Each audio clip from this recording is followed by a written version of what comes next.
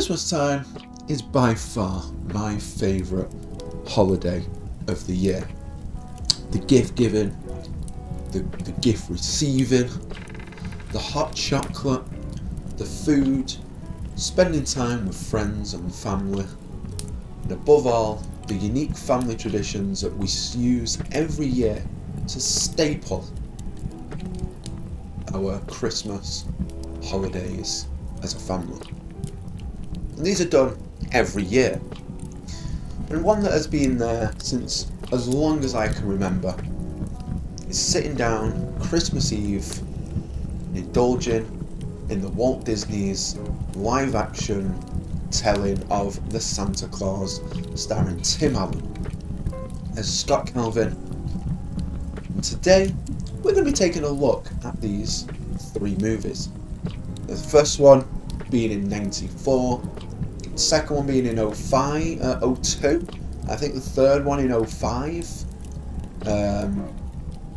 yeah, we're going to take a look at these, see if they stand up the test of time. Welcome home, Disney adults, and welcome to my personal review on the Santa Claus trilogy.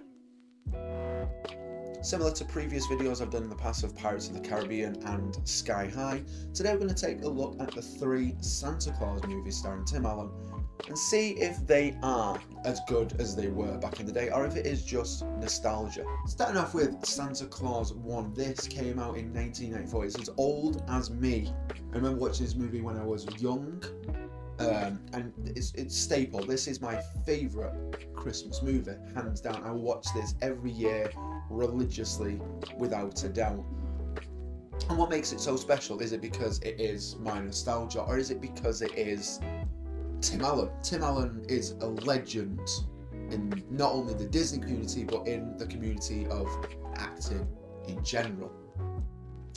You know, he is Buzz Lightyear, he is Scott Calvin, he is a plethora of other characters within the Disney community and Disney, you know, and the world, you know. What else can we say? I don't know what it is about this movie. I love this movie. It just seems so relatable for, like, it's a businessman who, you know, is divorced, has a child with, you know, Charlie, who is his child, and he has him for Christmas Eve. He dons the good guy dad or the bad guy dad as, like, you know, he doesn't believe in Christmas anymore. He's working at Christmas all the time. He doesn't, you know, he's working to get stuff done always. And then Christmas comes along and Santa falls off his roof and boom, he puts on the coat, he becomes Santa, and something that is a clause, and it's a play on words. Santa Claus is in the last line of a contract rather than being the entity of himself. And it's a good movie. I enjoy this movie. I love this movie. I can quote this movie hands down. I've watched it that many times. I watch it every year for as long as I can remember. For honestly, for about 25 years, maybe longer. And having it being 29 years old, same age as me at the time of recording this, came out in 94, I think it came out like November 94, so I'm a little bit older than it, a little bit older by like a couple of months. But it's just such a fun movie, it's just always a good time. I love watching this movie, I love watching it, I love enjoying it, I love exploring it, I do. It's always a fun movie. I've watched it, it never gets old, it's always fun. I enjoy it, I really do. And what can I say about it? What else can I say about it? It's a classic for me. It's a classic. It's up there with It's a Wonderful Life, or Miracle on 34th Street, The Grinch. All of these classic Christmas movies. Santa Claus is defo there for me. Absolutely there for me. And yeah, that's it. That's all I can say about the first one. The first one is pretty banging. It's pretty good. It's pretty good. It's pretty great. I'd give it a solid 10 out of 10. It is that good for me. It's that good for me. And of course, this is all personal. This is all my choice. I can say what I want about it. What are you going to do? You can dislike the video. Hey, you've watched it. That's all that matters, you know? It's, yeah. Santa Claus 2, the Mrs. Claus, is, again, the play on words where he has to find a wife by Christmas Eve or he loses all of his magic Santa abilities. He will no longer be Santa. Why? We find this out. We find it out through the movie and years later in the programme, which we are not going to cover. So we're not going to cover the programme today. I am in the middle of watching season 2, but we will bring that up probably in another video at some point. Maybe next year now, because I ain't planned for that. If you would like a Santa Claus's series review, let me know down in the comments below. We'll get it sorted for this time next year. Anyhow, back to Santa Claus 2. This movie is for it. It starts off with Charlie being a little bit of a rebel. You know, he has to keep this secret that his dad is Santa Claus. He finds it hard. He acts out. He's a teenager. He's trying to impress a girl. You know how it be. And this man, this lad is sick of it. He's sick of it. He now has a little sister called Lucy. She's in it. And oh, is that the third one? No, I'm pretty sure it's the second one as well. No, it's the second one as well. It's the second one as well, yeah. So Lucy's in the second one. I had to think then. I was like, there was a scene where I wanted to... Yeah, no, it's fine. It's fine. Yeah, I'm right. They kind of blur together, the 2 and 3. I don't know why for me. Anyhow, so he has to find a wife by Christmas Eve, and he decides to step upon Carol Newman. Now, Carol Newman is not just any random bypasser. It's Charlie's principal of his school. And this poses some difficulties for Charlie and for Scott and for the family in general, for Carol as well. She's like, hey, whoa, Christmas is not my jam anymore. I don't like Christmas. It's not for me. We don't do it. I used to love Christmas as a kid. Now we don't love it as much anymore. Why? She gives a whole backstory of you know, she wanted this baby doll, she never got the doll, or you know, she wanted the doll and she got it, and her parents told her whatever. One of those is one of them, and the magic is gone for Carol Newman. Scott brings back that magic with some of his magic that he uses for being able to provide Christmas miracles to hone himself deemable as Santa Claus. He has a finite amount of magic that he can use.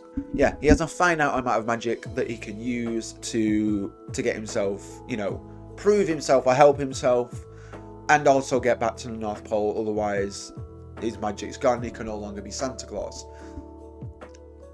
Carol, he uses most of this for Carol to bring the magic back. A sleigh, a horse-drawn sleigh, snow, to liven up the Christmas party at the school.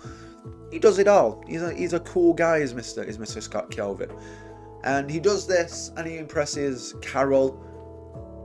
They start seeing each other, and then boom, he tells him that he is Santa. She doesn't believe him. She thinks that she's playing with his emotions, and she gets angry at him. She kicks him out of her house, and he has to try and find a way to also save the North Pole from the evil toy Santa that he created. I forgot to mention that part. There's an evil toy Santa running the show up in the North Pole. He wants to give all the kids coal, and yeah, he believes everyone in the world is naughty. He's also got to save it from that as well. And yeah, so there's that. There's also this plot. There's 2 plots going on at once. Each is equally as important as the other. None of them feel like a subplot. In you know, in like most movies where the main cause is this. We've got also this going on over here. They both come in unison really, and it's kind of like, right, we need to save Christmas for everyone and myself, because Scott wants to still be Santa and he wants to give the kids presents throughout the world. You know what I mean? Like, just how it be. It's a lot of pressure for one man. Thankfully, he has a team of the legendaries: Mother Nature, Father Time, Sandman, the Easter Bunny, and the Tooth Fairy, and Father Christmas himself. The legendary figures of the world, time itself, and yet, they're trying to help as well, as much as they can. And so long story short, Scott gets married. Carol Newman becomes Mrs. Claus, and boom bam bosh, Christmas is saved. Overall, a very good movie. I really enjoy it. I love it. Again, personal opinion, this is a 10 out of 10 for me. 10 out of 10 for me. Moving on to the third one now. Santa Claus 3, The Escape Clause. Now, this one is a little bit different. Still the same kind of premise. There is a clause that can be used in a situation, and is used in a situation, to threaten the Christmas spirit of the world. Now, the bad guy, or the villain of this movie, is Jack Frost, played by Martin Short. And hands down, he plays this role phenomenally. I love Martin Short. He's probably one of my favourite comedic actors of past. I love him. He's super fun. He's always has like a bound full of energy no matter what he's doing. He always plays a role so well, and he plays Jack Frost amazingly. He really, really does. And now we're going to talk about it. So the escape clause is, a lot is going on at the North Pole. A lot is going on. It seems to be Santa's busiest year that he's had in forever. He's got these deadlines that he needs to make. Things are going wrong, and just before Jack actually, makes a mess of everything, a lot of things are going wrong, and Jack adds to the problem to break machines, try and defeat the Christmas of the world so no one can have Christmas that year. It's a lot for Santa. It's a lot for one man. He's still trying to do his family stuff. He's having a baby. He's due a baby. Buddy Claus is due, the little boy who is one of the main characters of the Santa Claus's TV show. So it all comes full circle. It does. Circle vision, baby. 360. That's what it be. But yeah, so we've got that. So Jack is trying to threaten Christmas as per these sequels that we have, so not so much a villain in the first one. I think the main villain for the first one is probably just him getting used to it, having the trouble of Charlie and the parents and not being able to tell anyone, coming to realization with that. The time itself is the villain of the first one, and self-actualization of the first one. Second one obviously is probably time and the toy Santa. Third one, Jack Frost, but he also has the in-laws in. So he has Charlie and his mum and dad, Neil and what's his mum called? I can't think what his mum's called. Is it Linda? I can't think. I'm sure it is. And Lucy. He also has Carol's mum and dad there as well. So he has Carol's mum and dad there, Buddy and what's she called? What's the woman called? I don't know what the woman's called. I can't remember. Can't remember off the top of my head. But yeah, they're there, but they don't know that he is Santa. So the plot is to dress up the North Pole as a Canadian town. Does it go well? We'll find out. Realistically, the plot of this movie is again a very good one. Jack poses problems, Santa fixes them, we get to a point where Santa and Scott, like together collectively, have had enough, and make the mistake of holding a sacred snow globe that every Santa has of years past, of you know, their role of since time began, or since the legend of Santa existed. Each Santa has had their own snow globe. Scott has one. He holds it, and you can, if you don't want to be Santa, you say, I wish I was never Santa ever again. Something like that. Time reverses. Someone else can have the coat. In this case, it's Jack Frost. Jack Frost wants to be Santa. He wants to make the North Pole a theme park. So he turns it into a theme park. When he gets the coat, he turns it into a theme park, the North Pole Resort. It's miserable. All the elves, they're miserable. All the kids are greedy. Scott's life is falling apart. He's working Christmas Eve. His family doesn't love him anymore. Don't even want to know him. He turns out to be some kind of bad guy in it because, you know, he's never seen his family because he's always working. Until Scott comes to the realization that he wants to be Santa, and that is what's best for him and everyone around him, and essentially the world. And you know, overall, the movie is very good. Lo and behold, Santa, or Scott, gets hold of it, tricks Jack into saying it, and boom, that's it. Scott becomes Santa again, and enjoys the rest of his time as being Santa. And it's a great movie. It is a great movie. I don't think any of these are bad. I really like these movies. I don't think any of these are bad in any way, shape or form. And I've heard some slack comes from the sequels, but for me personally, maybe it is nostalgia. Maybe it is a little bit of whimsical and a little bit of that Christmas magic. But I love them. And overall, this one, again, gets a 10 out of 10 for me. All three of them are just fantastic Christmas movies. Now, it is safe to say that this is my favourite Disney Christmas movie. There are but a few that I do watch religiously at Christmas time, and that's purely because nostalgia kicks in a little bit.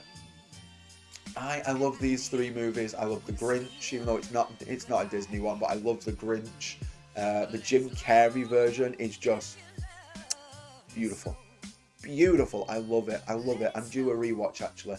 I might watch it, so we might probably watch it at some point. But yeah, I love this. I love these movies. They're always so fun, always beautiful, always a good time, and overall, you know, some of them might not hold up to others, but for me, because I watched them years and years and years, especially the first one, I've watched that for as long as I can remember, the first one, from the initial kickoff. And what can I say? It's a great movie. I love it. That's all that matters. 10 out of 10 for me for all three of these. It's a Christmas tradition. We do it every year. I've recently watched them for this video just before, but we're going to watch them again Christmas Eve because why would we not? Keep those traditions alive, keep it going, and have a wonderful, wonderful time. But yeah, thank you all so much for watching. Be sure to like, comment, share, and subscribe to this channel in case you want to get brand new episodes of the podcast every other Friday. The Disney Magic Podcast is going strong. The next episode you will see is a very festive episode featuring a fantastic guest. And then I've got even some more planned for the new year. So keep your eyes open for them as well. I've got enough planned for January. Going into February, I have some for February as well planned out with some amazing guests. Maybe a couple of solo episodes as well. Make sure to get your votes in for the Disney Magic Zach Awards Gala. That is happening on Christmas Day. The video will be live Christmas Day.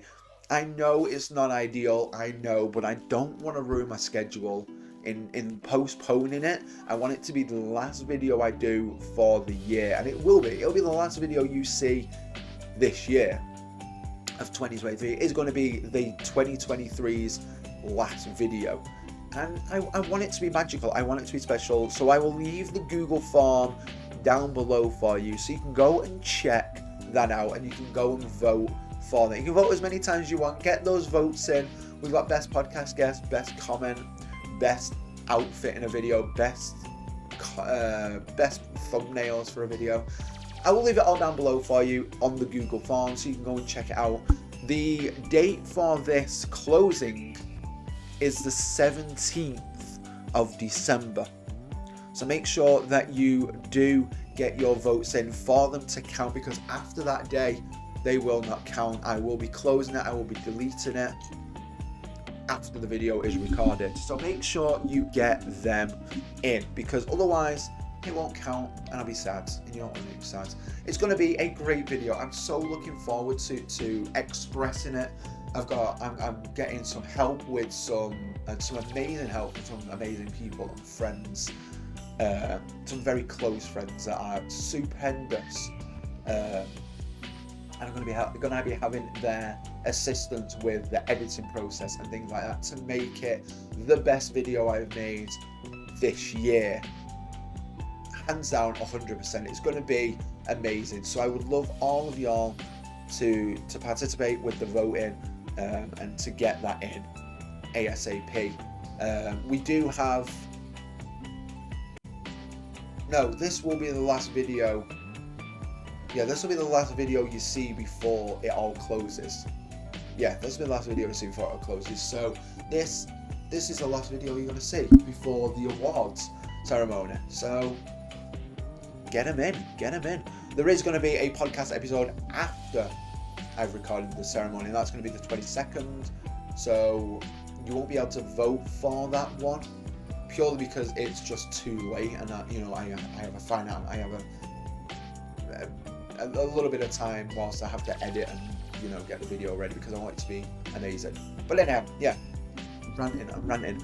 Please be sure to like this video if you've done so. If you've enjoyed it, what is your thoughts on the Santa Claus movies? Are they some of your favourites? Do you not like them? If so, why? What's wrong with you? What's wrong with you? Do you not like happiness? Do you not like? Are you a Scrooge? Are you a Scrooge? No, man. No. Anyhow, be sure to like, comment, share, subscribe if you're not done so already. And I will catch y'all in the next video, which is going to be the awards ceremony. So be sure to come and visit me for that. That video more or less will be premiered at the evening time. It really will. I'm probably going to premiere that one around about I don't know, 9 p.m, something like that, 8:30, 9 o'clock on Christmas Day in the evening, so I can probably chat with you all a little bit when everyone's done and dusted. I don't know. We'll see how it goes. But anyhow, thank you so much for watching this one. Be sure to watch some more videos here in case you do want to see something that YouTube recommends, and one that I've picked here for you. Or in case the podcast is going to be here. The podcast is going to be here. YouTube recommended here. Subscribe's there. I'll see y'all later. Have a magical day. And be sure to stay safe. Have a magical Christmas. And I will see y'all very soon.